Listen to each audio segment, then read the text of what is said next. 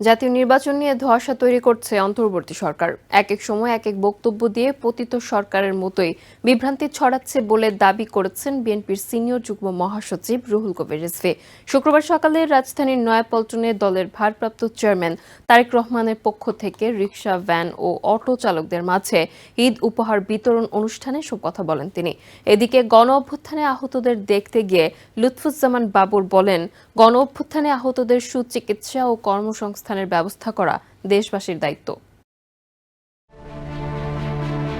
শুক্রবার সকালে রাজধানী ঢাকার নয়াপল্টনে দলের ভারপ্রাপ্ত চেয়ারম্যান তারেক রহমানের পক্ষ থেকে রিকশা, ভ্যান ও অটো চালকদের মাঝে ঈদ উপহার প্রদান অনুষ্ঠান হয়। এ সময় অনুষ্ঠানে অংশ নিয়ে বিএনপির সিনিয়র যুগ্ম মহাসচিব রুহুল কবির রিজভী বলেন, জাতীয় নির্বাচন নিয়ে ধোঁয়াশা তৈরি করছে অন্তর্বর্তী সরকার।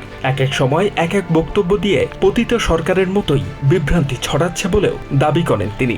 যে নির্বাচন নিয়ে বিভিন্ন ধোঁয়াশা তৈরি করা হচ্ছে, ডিসেম্বর না জুন না মার্চ, এক এক সময় এক একটা কথা বলা, এটা তো আমাদের শেখ হাসিনার কিছু কথাবার্তার সাথে এটার মিল পাওয়া যায়। জাতীয় নির্বাচন ডিসেম্বরে না জুনে এমন দোদুল্যমান বক্তব্য না দিয়ে স্পষ্ট সুনির্দিষ্ট তারিখ দিয়ে জাতিকে আশ্বস্ত করার আহ্বান জানান রুহুল কবির রিজভী। এদিকে গণ অভ্যুত্থানে আহতদের দেখতে হাসপাতালে গিয়েছেন বিএনপির জাতীয় নির্বাহী কমিটির সদস্য লুৎফুজ্জামান বাবর। এ সময় গণ অভ্যুত্থানে আহতদের সুচিকিৎসা দেয়া ও যোগ্যতা অনুযায়ী তাদের জন্য কর্মসংস্থানের ব্যবস্থা করা দেশবাসীর দায়িত্ব বলে মনে করেন তিনি। অন্যদিকে এক সংবাদ সম্মেলনে বিএনপির স্থায়ী কমিটির সদস্য এবং vice chairman AZM Zahid Hossain জানিয়েছেন, গণতান্ত্রিক আন্দোলনের নেতৃত্ব দিতে দ্রুত দেশে ফিরবেন তারেক রহমান।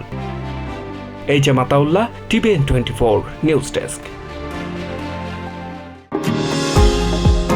নিউ ইয়র্ক থেকে সম্প্রচারিত TVN 24 টেলিভিশন বিশ্বজুড়ে বাঙালির কণ্ঠস্বর।